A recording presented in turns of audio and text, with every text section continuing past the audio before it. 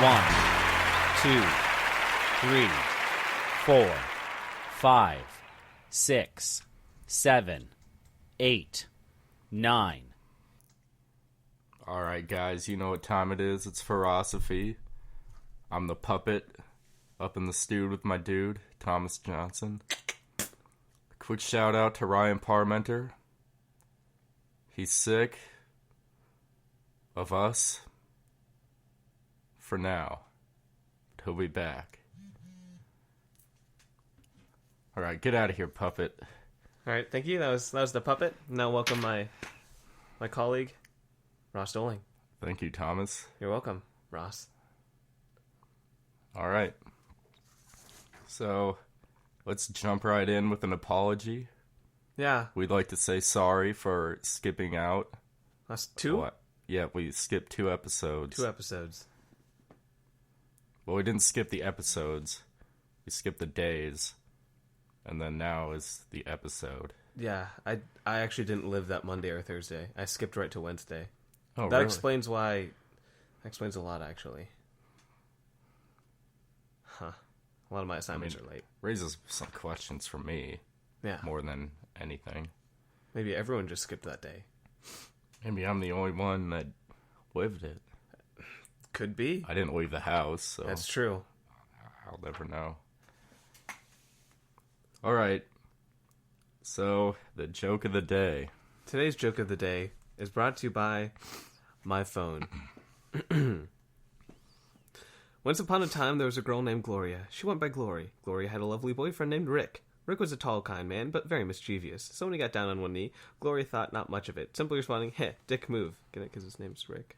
That's not the joke. Nice. When he looked taken aback, Gloria realized he was not joking. Her jaw dropped and her stomach flew. After the moment of panic passed, Rick said, "Glory, will you marry me?" She took a second, still in shock, and dropped her head in tears. Rick, now concerned, went to her side. He asked what was wrong. Gloria said, "It's just this thing. To marry someone, I have to." To what? Rick implied. Gloria said, "I need you to promise me something. Anything," Rick replied. I need to have your intestines crap. ... replied Rick. Obviously confused, Gloria explained to Rick, "It's a personal choice. The man I choose to marry must be willing to give me everything, even his body." Rick replied after a long silence, "But you need me to promise you that you can have my insides." Gloria shook her head yes. Rick said, "Isn't there any other way?" Gloria shook her head no. Rick continued, "I'm not going to give you my intestines." Gloria was shocked. "Don't you love me?" she said. Rick replied, "Of course, I do, Gloria, but my insides are, well, mine." Gloria in tears sobbed out, "But you were going to marry me, and that means you'd do anything for me." Rick replied, "I'd do anything for you, except give you my insides. Can't you understand that?" "No," shouted Glory. "No, I will not deal for halfway decent." Rick shouted back, "I am not giving you my intestines. Is there anything else I can do? Please." After a long silence, Gloria said, "No, Rick, the deal is off. No guts, no glory." And she stormed off.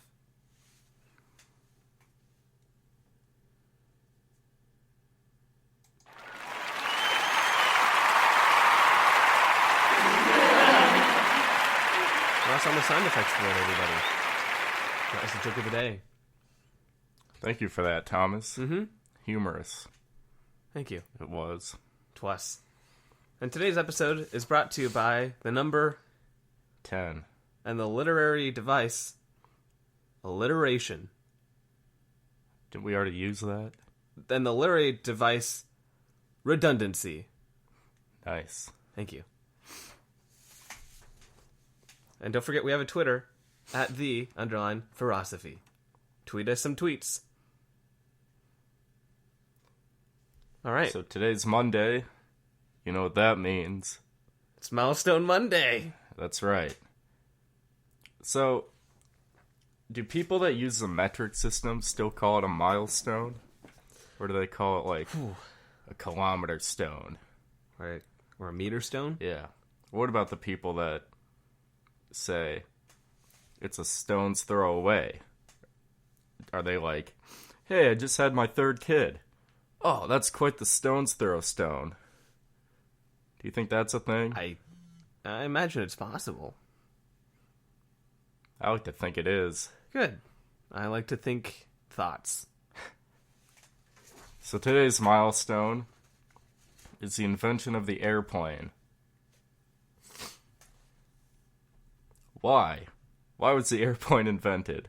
Well, the airplane was invented for reasons, of which I'm going to elaborate on. Imagine you're in a hotel, and, like, you want to get to the other side, but it's such a long distance to walk around the edge, you know? Yeah. And I just went, like, right across it. And that was the inspiration. And so they made the airplane so that they could go right across the gap. So this hotel has, like, it's a gap. Mm-hmm. And there's no floor or road. No, it's up on, like, 4 pillars. You have to climb a ladder to get to your floor, and there's only one floor, and it's 10 stories up. So it was an ideal location for a plane. Right. Everything's black. It's like nighttime. Okay. There's rain. There's lightning. There's a map in the way so I could see where I'm going. But it doesn't matter because my eyes are closed. And the seats gave me this weird feeling of itchiness. I couldn't keep my hands on the wheel because I'm scratching my back and my butt all the time. And I couldn't scratch my butt in the pilot place because I had a co-pilot there. Mm-hmm. And I can't just have my hand in my pants, scratch my butt, getting poop on him, touching the wheel, Right. going back to the pants. So I kept having to get up, go to the bathroom, go back, and then do it again. And then eventually I thought, you know what, screw it, I'm going to stand the whole time. But when I got back to the cockpit, I'm standing there with my hands on the wheel, piloting the plane. The plane lands. I'm suddenly cured of my blindness, and I'm sitting in first class with my hand on one of those neck pillow things. Oh. It was a wild ride. I'm glad that you landed it safely. I never knew that about you. So I guess that brings us to another question, is how? How was the invention of the airplane? I think it went pretty well. Yeah? I mean, we're here now and the plane exists. That's fair. I mean, it's a big piece of metal in the sky, so. All right, if you could have had anybody invent the plane and, like, be known for inventing the plane, like, you could pick anyone, who would you want that to be? Well, you got the Wright brothers, Right. but I don't think they're the Wright brothers. Okay. For that. So what I would do is I would go, and it has to be brothers because there's that camaraderie. Yeah, yeah. And you got to go with it, but they're not the Wright brothers.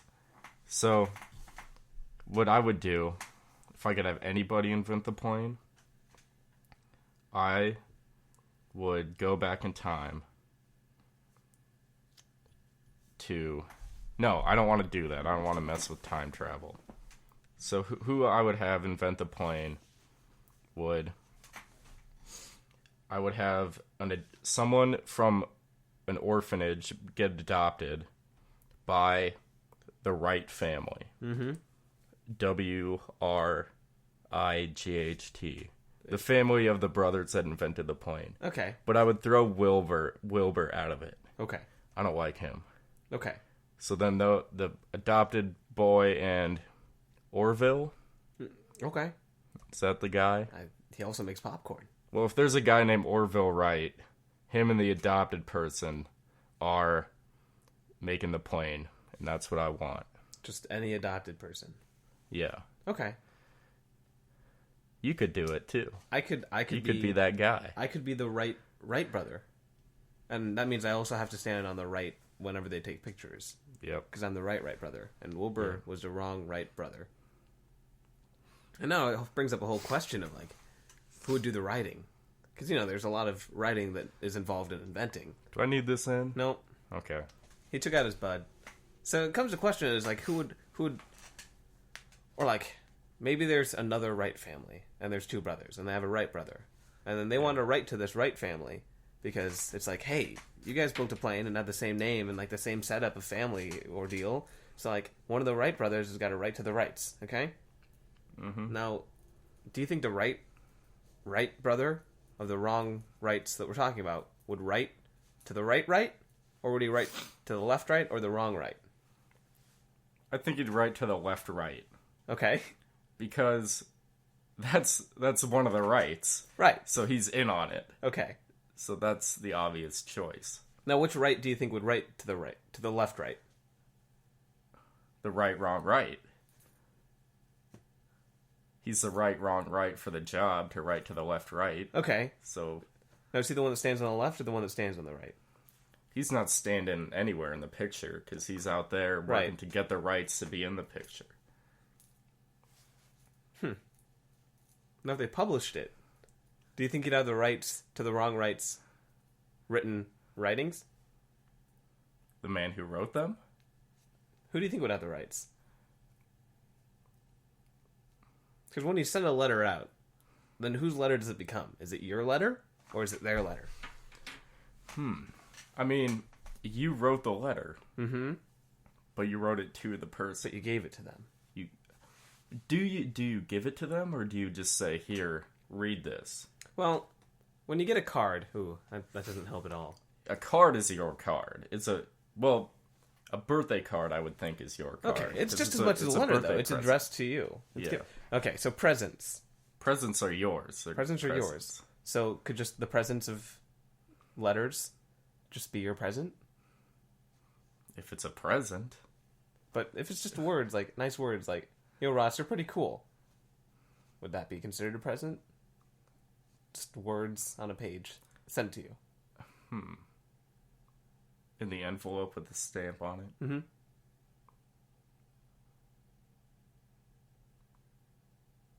I'm going to say yes right now. Okay. And here's why. There is no reason. I just can't think of a reason it wouldn't be. Okay. So it's like Schrodinger's letter. Yeah. So the wrong right. But, okay. Wrote- We'll put ourselves in the person who, like, wrote the letter's shoes. Okay. If you wrote a letter to somebody. Mm-hmm. Okay, let's say you wrote a letter. Put it in an envelope. Mailed it to an address. Turns out it's the wrong address. Okay. Can you go up to the person whose address that is and ask for the letter back?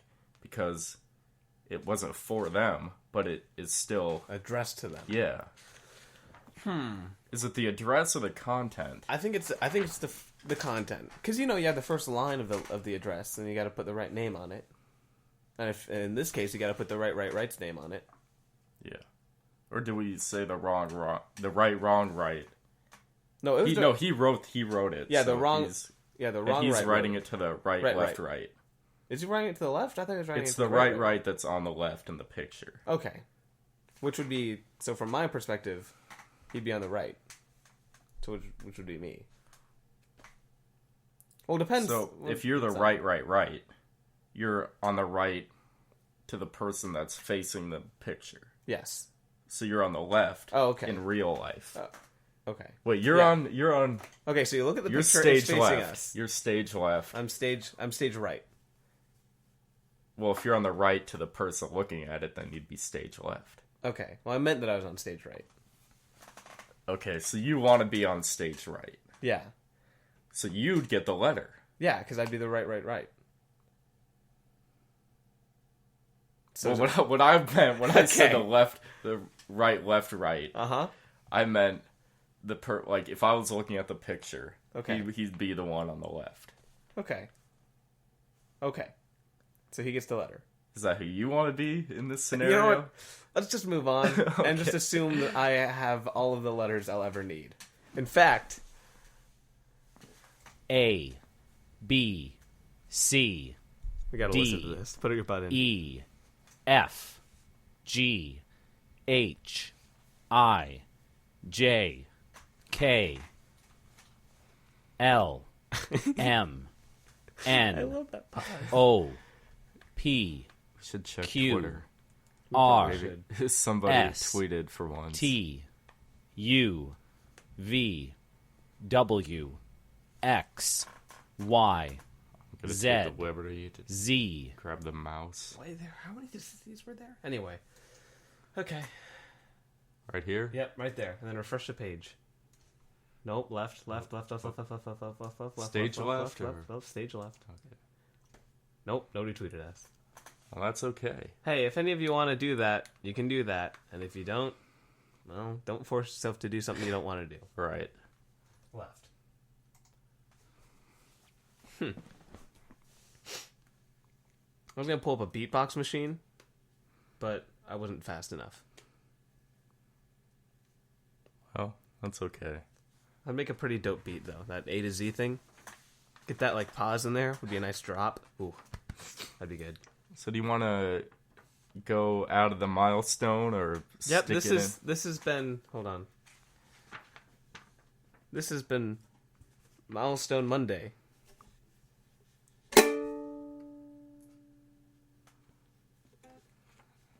And now we're moving on. To the thought. The thought of the day. The philosophy. All right. So everybody's always saying, glass half full, glass half empty. And that defines the pessimists and the optimists. Mm-hmm. And the glass half empty people are the pessimists. And those people, they're negative, right? Okay. Like that's what they are? Mm-hmm. Or am I wrong? You're right. Like they're, okay. That's the basic gist, yeah. I would consider myself a glass half empty person, but I don't think I'm a pessimist. Okay. I just think a glass half empty is half full of potential. Now, which half is the potential? The water that's there, or the empty space? The empty space. Okay. Because there's already water, and then you could be like, what else can there be? We have all this room. And it could be potential. It is potential. It is potential. My bad.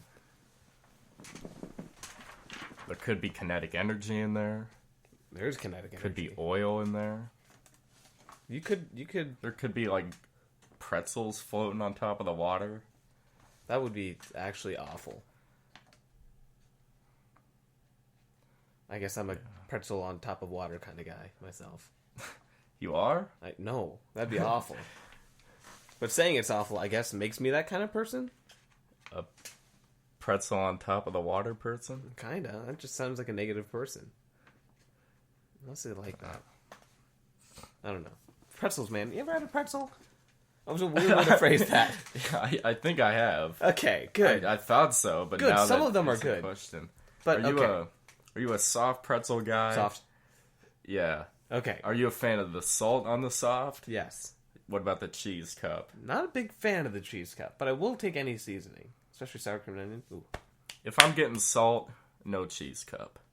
Mm-hmm. But if for some reason I don't get salt, Cheese cup. yeah. Because then the salt like gets in there. And then, Oh, yeah, and then it's just like no salt. It's all cheese. yeah. So I put the salt on anyway. But like you think you could just dip your pretzel into the salty cheese and the salt would stick, but it doesn't. Ooh. Here's an idea.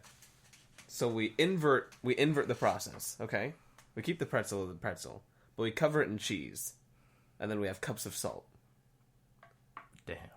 But then you get cheese on your hands. Okay, you wear a glove or put a napkin over it. A pretzel glove. Yeah, we make specially designed containers that only work for cheese pretzels. But we don't sell the gloves. You have to have those already. Yes. It's like, hey, You got I'll take a cheese pretzel. You got your glove? Oh, dang, I left it at home. Well, sorry. We don't want cheese all over everything. True. I feel like we'd lose a lot of business not selling them. Yeah. Maybe we should rethink that. Anyway, but soft pretzels. No, poop. Hard pretzels. Hard pretzels are the weirdest thing. I think I have a disorder. Because What I want a soft pretzel size hard pretzel. a soft... Ooh. An erect pretzel. Okay. That's one way to phrase it. That would be quite the pretzel. Would you enjoy it? I think I'd enjoy the novelty of it, but once Okay. that wore off, Then it's just like, now I'm left with a bag Yeah. worth of massive pretzel. yep. What I like to do, I like to get those big pretzel rods and just like pretend they're cigars. Let's let this, like, as the salt dissolves off of it. I guess. That's pretty good. Then I lose patience and like, Just eat the whole thing. yeah. Now I'm worried that if I ever have a cigar, like halfway through, I'll just take a big bite of it. It's like a little Freudian, nope, Pavlov. Psychological response. Yeah, I think you could go with Pavlov. Okay. Anyway, moving back to the philosophy. If there was a movie about Pavlov's dogs Okay. and Pavlov died, Okay. would anyone care? Like, in comparison to if a dog died in the movie. So, like, well, it depends what kind of light he was painted in. Because Pavlov is known as being, like, kind of a jerk to, like, animals. Like, he sewed up their tummies and made bad things happen to them. So, if you painted him in that light, in, like, a pretzel on top of water kind of light, then I wouldn't be sad if he died. But, like, if you painted the dogs in, like, evil light, like, maybe they were just jerk dogs, like, You can't expect food every time a bell rings. Like, it'll just be handed to you. yes, You have to go work for it. that's their fault. Yeah. What can we say? But I don't know, it just depends on the way that the director wants to direct it. If I were to direct it, here, I'll say how I would direct it, and you say you'll direct it. I'll probably just end up going with you. Okay, then I'll do Some something weird, obscure thing. Yeah, I was gonna go with that second one. Oh. So we'll probably end up doing it anyway. So it'd be like the scene opens, and it's like Pavlov. We'll say it's like a short film, like a couple minute thing. And he's like you just see black, and all you hear is like ding, and it's like a bell ringing, and you just hear a whole bunch of scurrying feet and dogs running, and like the door opens, like shkrum, and the dogs all run into this room, and they're all like super hungry, and then there's just nothing. And they look around for a while, and then like they go back, and it keeps dinging, and they always get hungry every time, but they don't know why, because it turns out Pavlov was an alien, and wiped their memory of the first like 10 feedings. You know what? That would be a good idea for a movie. Actually, like not that part, but like you just hear this bell ringing, and like you get this Pavlovian response, but you're not sure why. But it just turns out like an experiment that went on, like wiped your memory of like the first 10 times, and now it's like this. That's a valid idea. Anyway, how would you do it? Well, I do it one of two ways. Either, well, definitely, no matter what, it would open up with the bell ringing, and Okay. then, who let the dogs out? Who? And I got a bone to pick with that song. Uh-huh. Nope. Is that a pun? Dogs, bones? Sure. Okay. I didn't Well, get it, but I wasn't- I didn't mean it, so. Oh, no I pun did- intended yeah. is the phrase. But I didn't want to say no pun intended, and then, like, it didn't warrant that, because it wasn't a pun. It was a pun. But why nothing has to warrant a no pun intended, because no matter if there isn't a pun, you didn't intend a pun. I guess that makes sense. No pun intended. So anyway, I think it's Hugh let the dogs out. Or that's what it can be. Okay. Like the guy named Hugh, he let the dogs out, and that's what it's saying. But back to this. So it opens up with that, the dogs rush in. And after like a few, like there'd definitely be like a protest from some people that are against like the treatment of the dogs. And then there'd be a scene where Pavlov like throws everything off his desk. Ooh, those are good. It knocks a bell. All the dogs come in, and then he gets like really angry at them. And then there's like an out of context footage of that shown on the news, Ooh. and then it perpetuates what he's doing. So he's painted as like a hero, but not by the media. Like an anti-hero. Like Okay. you feel bad for him because the media is against him, and then you're like, screw the system. But Or- he's actually just a jerk. Yeah. Well, that's not... Yes, I guess. Or he Or the dogs, like in the song, are just hoes, and then he's a pimp rolling around with these hoes. Like, whenever he rings a bell, it's just like... It's like he like the ice cream man. He just has like a truck of... And it's just like a... and he's digging the bell down like a neighborhood street. Oh gosh. And the kids get tricked. No. They're like, it's the ice cream man. And then the adults are like, no, it's not the ice cream. Wait a minute. And then they stay outside. Yeah. That's terrifying, but I love it. And Which then I guess makes sense with Hugh Hefner. Whoa. That's the connection. See?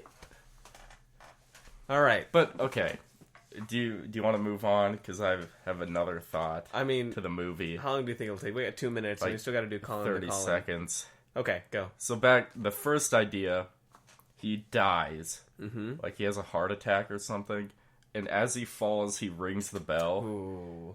And then the dogs come in. Like he hits his head on the bell or something. The dogs come in, and then they're like, "Well, where's the food?" And then they just eat Pavlov. Okay, I knew where that was going. Anyway, and that commences our philosophy for today. Not the whole thing, just that segment. And I believe it is now time for Colleen, the call-in,